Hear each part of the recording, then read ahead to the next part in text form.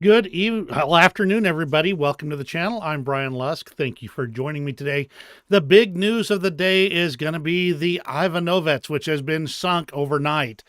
But before we do that, I just want to say hello and thank you for joining me today. I already see we have some viewers on, so if you are here, and please feel free to chime in. I already see Lucille saying hello, and I appreciate that very much. Let's go ahead and dive into what's going on with this guided missile corvette that was sunk overnight. Warriors of the Special Unit Group 13 of the Defense Intelligence of Ukraine destroyed the missile corvette Ivanovets of the Russian Black Sea Fleet. As a result of a number of direct hits to the hull, the corvette was damaged, rolled to the stern, and sank. The value of the ship, about $60 million. This video provided by Ukraine shows about 4 drones engaging the ship. Let me go ahead and hit play on that. With 2 reported hits to the stern, likely causing the ship to lose propulsion, and then 2 hits to the port side, with the port side hits actually being in the same spot. So they got the first drone in there, blew a hole in the side of the ship, and the second drone went into the exact same hole, digging a very deep and deep damage deeply into the ship there. The repeated blows proved too much for this small ship, and it was last seen sinking by the stern, bow sticking in the air, and no chance of many survivors. A missile cruiser of this type typically carries a complement of 50 men, though others have said 40, and is armed with anti-ship missiles, air defense missiles, a 76mm main cannon, and either 1 or 2 close-in weapon systems. The ship was valued at, again, approximately 60 million US dollars. Quite the coup on the part of the Ukrainians, that is. The whole situation is that, well, the Russians are basically as mum as they can be. Vladimir Putin did a talk today of some kind and didn't mention this at all. It's clear that they're trying to minimize the effects of this one. The search and rescue operation of the Russians was carried out, they say, but there was no successful recoveries. Overall, you got a situation where Ukraine is clearly taking command of the Black Sea. Their drones are effectively engaging all of the Russian targets that they can and preventing Russia from being able to use their fleet for anything really effective. If they can continue to knock out these guided missile ships, they'll be able to reduce the threats of those cruise missiles coming into Ukraine. Now, the BBC Russian said that talked about the significance of this attack. It will be the second missile-armed warship destroyed at sea. And although it's a missile boat, it's a corvette by international standards. Ukraine has been using drones to carry out all of their naval operations. And even though that this had a Vimpel R2 electronic warfare system, this is an old development, and it does not seem to have been effective at stopping these drones from attacking. Now, the ship was sunk at the entrance to the lake or bay of Dunazglov, and really, this should not have been a place where that ship could have been that easily engaged. They should have been able to see any targets coming in on them, especially with most of their back being covered.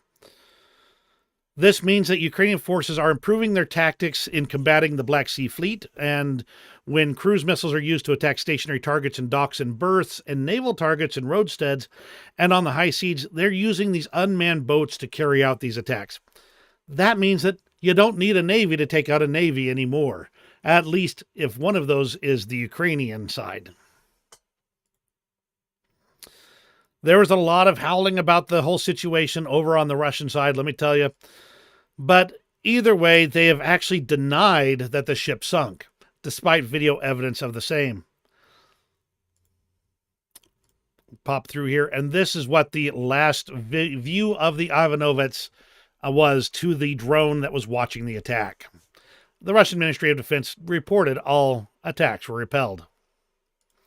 Now, this may not be directly related here. We've got the corvette that was sunk, and this ship is likely to be the Ivanovets. They have not come up with an alternate identification just yet.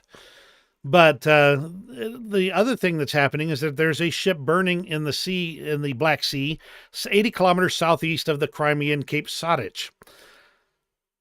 Really interesting. Really, you only have Russian warships and the Russian cargo ships that are usually stealing the Ukrainian grain at that point that go through that area. So what's burning down there? We don't actually know for sure. But especially since all of the identification systems have been turned off on those ships as they pass through. Crazy information, interesting to see in conjunction with the sinking of the Ivanovets. But that is the big news for today. Let's go ahead and move on over to the situation in Ukraine. Not a lot today. I kind of doing an earlier stream today compared to yesterday, so there's a little bit of information, but not as much as there might have normally been. Ukraine is reporting a critical shortage of artillery shells, with the rate meaning they can only fire around 2,000 shells per day compared to 6,000 per day that the Russians are firing. In that same vein, a hospital in Kharkiv was damaged in a Russian drone attack last night. The patients were able to evacuate to the shelter and were not injured. But there were already patients. A rough enough day for them. We'll go ahead and move over to the situation in Russia. The Russian National Guard is incorporating 3 former Wagner assault detachments, the 15th, 16th, and 17th, into its first volunteer corps formation. This indicates that Wagner is basically finally fully subordinated to Russian military structures at this point. They're being offered contracts of either 6 or 9 months, 6 months if they go to Ukraine, 9 months if they go to Africa to be part of their recruiting operations over there. Odd news here, Russia's closing their border with Estonia to vehicles. They say they're doing some work on the area, construction work on it, and so that's why they had to close it. But I wonder exactly what kind of construction work they're pulling off here. From Astra, there have actually been drone strikes in Nizhny Novgorod. Now, Nizhny Novgorod, the name doesn't mean much to most of us, but if you look at Moscow, it's the next oblast to the east, which means that the Ukrainian drones are getting much farther, even past Moscow now, to hit targets even farther back. The Russian Defense Ministry has reported they do not have sufficient air defenses in St. Petersburg to fully protect it from drone attacks. So far, it appears that they don't have enough to defend St. Petersburg from any attacks at this point in time. In the vein of, if somebody tells you who they are, you ought to believe them, Russian propagandists declare they want to save France and Italy. They don't care about the other countries. They don't have, there's drugs here and there's wickedness there, and why would they take that area? Because it's icky, basically. But France and Italy, those are cultured areas. Those are places where European culture is concentrated, and that is where there is something to save. Sounds kind of like, sounds like a certain side in World War II that decided they didn't want to destroy Paris to save all those cultural artifacts in the area, mainly so they could steal them. Russians are being prepared for an internet blackout after Vladimir Putin's new election in March. They've been doing a lot of fine-tuning anti-drone systems, which doesn't seem to be doing much for drones, but it could be a reason to knock out internet service right after the re-election of Vladimir Putin. There's also unexplained internet outages occurring in various regions of Russia. A lot of those regions happen to be places where there have been demonstrations taking place, either against Vladimir Putin or against other specific aspects of the regime going on. The Atesh partisan movement set a railroad relay cabinet on fire in the Tambov region in Russia. This stopped all traffic on the railway. And here's a large department store burning down in Bunyansk in occupied Dagestan. This may or may not even be related. In fact, I don't think it is war related at all. But it's clear that Russian infrastructure is starting to be really strained under the challenges of a wartime economy, where those funds are being rediverted to the military instead of to taking care of the people. Also, there was this, I believe, is the Skov region, because the spelling looks like a variant of it. There was an attempt to attack the Lukoil plant in Skov, or Kostov, I believe is the pronunciation as that is. They finally identified exactly what kind of drone. It was a Ukrainian or Ukrajet UJ-22, which is a multi-purpose drone that was developed by a Ukrainian company. And that's a situation in Russia. We're already getting to where we're going to be looking at what's going on the international front. But before I move on, is there any questions or comments before I do so? I will be watching for your comments. By the way, I am trying to get these live streams scheduled so that you can get some advance notice. Let me know as well if that's helping you out. All right, let's go ahead and move on to international. I will be still watching for comments, so please make them so I'll be able to read them out loud. All 27 European leaders agreed on an additional 50 billion euro support package for Ukraine within the EU budget. This is after finally getting Viktor Orban over in Hungary to finally knock off his veto attempts. The prerequisite for this assistance, though, was that Ukraine must uphold and respect effective democratic mechanisms, including a multi-party parliamentary system and the rule of law. And it has to ensure respect for human rights, including the rights of individuals belonging to minorities. From the Institute for the Study of War, Kremlin officials and mouthpieces continued rhetorical efforts to prevent Moldova's integration into the EU. They are really determined to keep Moldova as the next most likely target from joining the European Union, and therefore getting some additional protections that Ukraine currently does not have. They want to justify future Russian aggression against Moldova as a whole. Thank you, Karsten. I appreciate the comment. I hope that that every day you appreciate the videos that I put out, in this case, the live streams, which is a much faster and easier method of getting this information out without having to spend hours editing. So I appreciate you joining me today.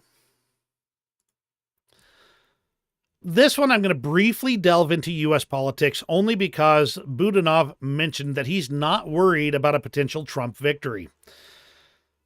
He doesn't worry much about the notion of an incoming Republican administration helmed by Trump, stating that Trump is an experienced person. He has fallen many times and gotten back up again, and this is a very serious trait. To say that Trump and the Republican Party are lovers of the Russian Federation is complete nonsense, he added. Now, I want to just address this only from one perspective only, and that is that Budanov very well understands how Trump works. You say good things about Trump, Trump feels like he can't attack you. And so Budanov is setting up the information space, for lack of a better way to say it, to play up to Donald Trump's weakness, which is positive remarks and stroking of his ego. So that's, I believe, what Budanov is doing here. I'm not going to claim to know the mind of the mighty intelligence chief of Ukraine, but I know enough about how Trump works to see what's going on here and see the context of it, and I believe this is the case. House Speaker Mike Johnson has said that Ukraine aid and a border deal may likely be split.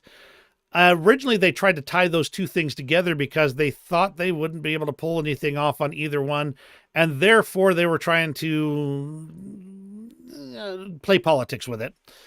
But now that it looks like things are causing more trouble, and there's more political issues going on, they are likely to split those two into two separate issues. The real question is going to be, he said this to a set of Baltic countries, so it's not just said at random. Does that mean that he's going to quietly try and advance Ukraine aid while not forwarding a border deal? in hopes of using that as a partisan political cudgel for the general election? Or is he trying to quash them both, but be able to split the two issues? I don't know for sure. Interesting to watch. And that's my brief delve into U.S. politics, mainly, again, because it's coming up in this exact context. Robbie, glad to have you on board. Thank you. And absolutely, he says it's definitely a smart move. Find what motivates the other party, in this case, Trump, and be able to deal with it. Absolutely. And that is what I believe Budanov is doing. Budanov, by the way, has been talking a lot lately. He's hinted at plans to increase strikes on Russian critical infrastructure in a hypothetical plan that to increase the tempo of strikes in Russia. Now, increasing the tempo of strikes in Russia has two possible results. If things are already pretty dicey for Vladimir Putin over in Russia, it could cause the populace to get rather restive about the war in Ukraine. On the other hand, if he's hitting the right infrastructure, if Ukraine is hitting the right infrastructure, they start destroying Russia's ability to make money. If they can't make money, they can't build more stuff. If they can't build more stuff, they can't send more stuff to Ukraine and carry on their war. So it'll be interesting to see exactly what infrastructure Budanov is looking at here. Armenia has formally joined the International Criminal Court, signing onto the Rome Statute. That means that's one more country that if Vladimir Putin decides he wants to visit, they'll have to take him straight into custody. From the EU High Representative Josip Borrell, and I'm sure I'm butchering his pronunciation, so I apologize for that. Russia against Ukraine is the biggest threat to European security. Almost 2 years ago, Russia launched their unjustified war, willing to destroy and split the country into pieces, and they continue to do so. We should do more to support Ukraine. Took them a while to start saying those types of words. And we'll end off the international portion with a comment from the new Poland PM, Donald Tusk. There is no so-called problem of fatigue from Ukraine, but there is a problem of fatigue from Viktor Orban. We have to solve so many problems, and of course we need to strengthen our unity around Ukraine today. Donald Tusk really has been pushing this hard, and it looks like he's really on Ukraine's side in this. And I think overall the European Union is getting tired of Viktor Orban's corrupt policies and way of doing things. It really, whether Viktor Orban is working for Vladimir Putin directly or not, he is definitely trying to milk the European Union for every euro he can. So if he can milk more out of him by being against Ukraine for a while, then he's going to milk every single one he can. And that's the international situation. Let's go ahead and move on to the front lines. And once again, I want to say thank you for joining me today. I do watch for your comments and I appreciate them. So absolutely let me know, chime in on what you see going on in the Ukraine war. And maybe you can tell me a few things so that I can add some things to look into. No updates today on this map. That's usually going to happen in about another hour or so. The deep state map here. So overall, we're looking at relatively static lines, but there's a lot of things going on. Let's go ahead and start in on them. Vladimir Putin has been crowing about now holding the outskirts of Avdiivka. As everybody else has pointed out, though, he is crowing about capturing 19 houses. Overall, it appears that this is for the domestic audience. He wants the Russians to believe that the massive losses they're taking are in exchange for actual gains on the battlefield. Talking about the Belbek airfield situation, we're starting to get some dribbles of what actually was hit. One of the things hit was a communications point and a headquarters building, which resulted in a fire with about 30 square meters. This one reported no preliminary injuries, but there's other reports that state there's more to it than that. This is what the Russians claim was. This picture shows on fire what the Russians claim was just construction debris. I'm sure it was construction debris after it was dismantled from whatever it originally was with a missile. Oops, I didn't get this one translated here. This one is talking about this little set of apparently a gardening partnership was damaged. It's 250 to 350 meters from the explosion site at Belbek Airfield. That indicates it was a bigger boom than what the Russians are letting on. If some piece of debris managed to make it all that distance away, interesting to say the least. The impact location of the projectile arriving in the video can be accurately assessed based on the analysis of the delay in the arrival of sound and light. They then detail the exact location right here and put the likely explosion as in this area right here. More details on Belbek Airport. This is coming from the Russian side here. Let me go ahead and flip over to here. One of them hit the command post. One of the missiles hit the 38th Fighter Aviation Regiment's command post, and the other hit the airfield communications point. Telegram channels have been claiming some things which we cannot confirm. They state that there has been some damage to airplanes, and some may have suffered some collateral damage. They do report 10 military personnel were killed as a result. Among the dead is the commander of the aviation squadron of the fighter regiment, Alexander Tatarenko. Lucille, you might need to check your cell phone if you're watching on a cell phone, because you're typing random things into the chat. It is worth noting that the Ukrainian armed forces are using new flight routes for their cruise missiles. This time, unlike previous ones, most of the missiles passed over the waters of the Black Sea, which meant they didn't have to go through quite so many air defense systems on the way. Klishchiivka. It's been really quiet lately as far as actual changes, and there's not been any changes now. However, the real change is that the Ukrainians have been getting a little bit more excited and a little more juiced up. They're dropping more artillery, a lot more drones, more cluster munitions, a lot of explosions, and as this one says, the Russians have got guys losing their legs. And he ends off by saying they're not relaxing either, meaning they're firing back. So we'll be watching the Klishchiivka area for the next few days. There may be some changes coming soon.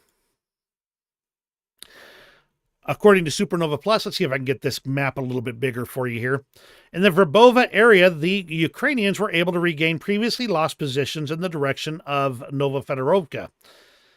This is really interesting to see because there's been a lot going on here. The Ukrainians had lost some territory, but it looks like they're fighting back. That could indicate that the conditions are right for their for Ukrainian armored vehicles to get engaged in the fights, or it could just be they're doing local counterattacks to try and retake territory. Another area that we haven't seen a whole lot of changes to is the area near Krinky. Now, I have mentioned in previous videos that there's been new artillery preparation taking place in that across the whole Dnipro River front, basically. Various cities and villages in that area have been hit multiple times with artillery preparation. And the Ukrainians did report that they've expanded and created new bridgeheads in the area. One of them may be here to the west of the main bridgehead at Krinky. So here's the new theoretical control situation here. You can see this section right here, just a couple of buildings and a little bit of territory there right up to the main road.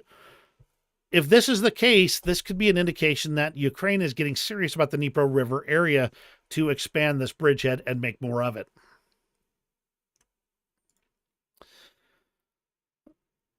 Reports out of Novomykhailivka as a large Russian mechanized force attempted to storm Ukrainian lines and were swarmed with first-person view munitions, artillery, and ATGMs, with the Russians suffering catastrophic losses.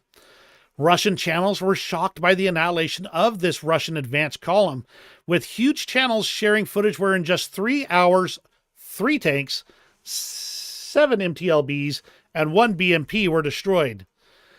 That's a lot of heavy-duty hardware that the Russians are losing. The 3 tanks alone are worth millions of dollars. You toss in the MTLBs and the BMP, and that is a lot of hardware to lose in just 3 hours. And I believe this might be a repeat from yesterday, but the pictures are different. So 3 Ukrainian Baba Yaga drones struck a Russian fuel warehouse and parking lot, destroying 11 cars, with 2 Russians killed and 4 more wounded. The strike occurred on January 20th in the Donetsk region. But again, I'm not sure if this is a new one that's just now being reported or the same one that was reported just the other day. And that's kind of the situation on the front lines. There's been no major changes except for those I listed there in the Dnipro area. Russia's still crowing about taking about 19 houses just over here in Avdiivka and leaving themselves pretty exposed to a flanking attack, in my opinion. Let's go ahead and move on to the situation. Actually, let's move on to the extras. So we're going to be done in just a little bit here. From Ivana Stradner, the more time I spend in Washington, the more I realize how some analysts here think the world revolves around America, and that all countries think like us and process information similarly. Still, some in D.C. don't understand Russia. They should study perception management. And she adds that she's not an expert in the Middle East or China, but is curious if Washington understands those places better. And this is a lot of the problem of groupthink, for lack of a better way to put it. Politicians in the United States and military minds in the United States, by and large, likely are going to think that our enemies think like we do, which is why some of them believe they can cut a deal with Russia without it causing or blowing up in their face, and with Russia not giving up on it and running away and, well, attacking anyway, basically. So my thought is that a lot of the reason we see so much issue with the way politicians address and look at Russia is that they look at it from the perspective of America, where you throw enough money at it and the problem goes away. Well, we can't just throw money at Russia. We could, and they'd probably happily take it, but it wouldn't guarantee that Russia would be able to, would stick with any deal. And that is, I think, where we discover why American political class has managed to blow it so badly when it comes to Russia. You wouldn't know it. This is a decoy. It's got a motorized system to fake the functionality of an ANMPQ-64 Sentinel radar system. From a drone's perspective, this would look just like it was a radar system. These are the types of fakes that Ukraine is putting out there at relatively low cost because they don't have to put the fancy electronics in them. Just enough to control the radar system and do whatever other functions would simulate the actions of an actual vehicle of the class. Now, if we scroll down a little bit, we'll see another one that's a decoy Iris-T SLM system. It looks good. It looks like the real thing. And if you look at it, I think, let's see, there's no picture of the real thing here. But overall, these are the decoys that Ukraine is putting out, making the most of everything they do. And we'll end off with this picture of a kitten. Never give up, says Defensive Ukraine. And that's everything for today. Thank you for joining me. I do appreciate every single one of you joining in. If you do appreciate my coverage of the Ukraine war, hit me with that thumbs up. Comment about what you found interesting, and also let me know if you're seeing more information than what I'm addressing here, because sometimes I do miss some of the most important news if I don't see it come across my screen when I'm looking for it. So let me know what you see in the comments below. You have a great rest of your day, and we will see you on the next live stream.